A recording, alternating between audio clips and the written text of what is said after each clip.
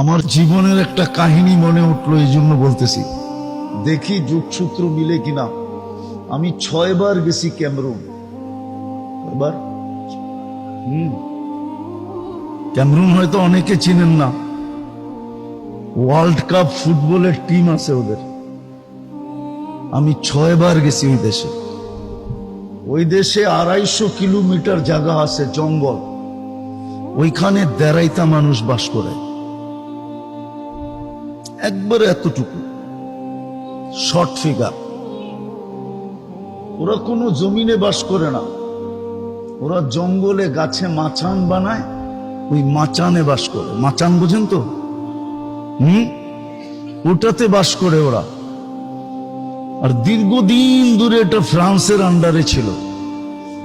France ওদেরকে সভ্য বানানোর বহু চেষ্টা করছে, আজ পর্যন্ত করে নাই, করতেছে বটে। সারাদিন প্রজেক্টরে ওদেরকে সভ্য বানানোর দেখায়, কেননা ওইখানে অনেক ভাষা আছে, কিন্তু মেইন ভাষা হলো ফ্রান্সিসি।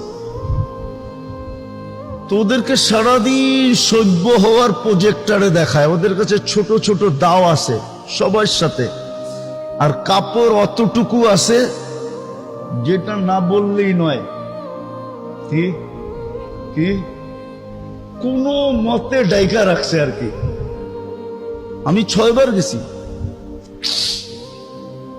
তো সভ্য আজ পর্যন্ত একটাও বানাইতে পারে না। ওরা সারাদিন প্রজেক্টরে দেখে, বিকাল বেলা আসলে দাও দিয়া সব কাইটা ফাইটা ছিঁড়া মিরা আবার ওই মাচানে যায় ওঠে। তো শেষবার যখন আমি গেছি ওইখানে ইস্তেমায়, তা আমাদের ইস্তেমায় 1-150 আসছে।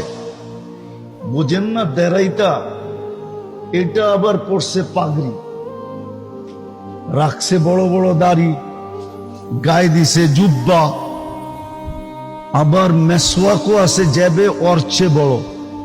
মেসওয়াক তো 1 বিঘা হইতে হয় না।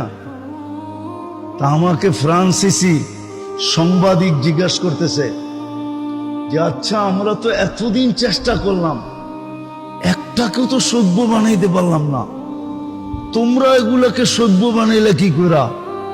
পাগড়ি, জুব্বা, দাড়ি, মেসওয়াক, ঠিক না? সবটি হাঁটে একসাথে, 1-150 লাইনে হাঁটতেছে। তো ওই ইস্তেমার সবচেয়ে মজা ছিল ওদের দৃশ্যটা। তা আমার কাছে একজনে নিয়ে আসছে, ফ্রান্সিসি সাংবাদিক, গেডিরে সভ্য বানাইলা কেমনে? আমি ওরে বলতেছিলাম, দেখ আমাদের কাছে একটা পরশ পাথর আছে। কি? ও বলে পরশ পাথর আবার কি? তা আমি ওকে বুঝাইলাম যে আমাদের দেশে প্রবাদ বাক্য আছে, এরকম একটা পাথর নাকি দুনিয়াতে আছে যেটা লোহায় লাগাইলে সোনা হয়ে যায়। তো হাসি দিয়া বলতেছে, এমন কোন পাথর তো দুনিয়াতে নাই।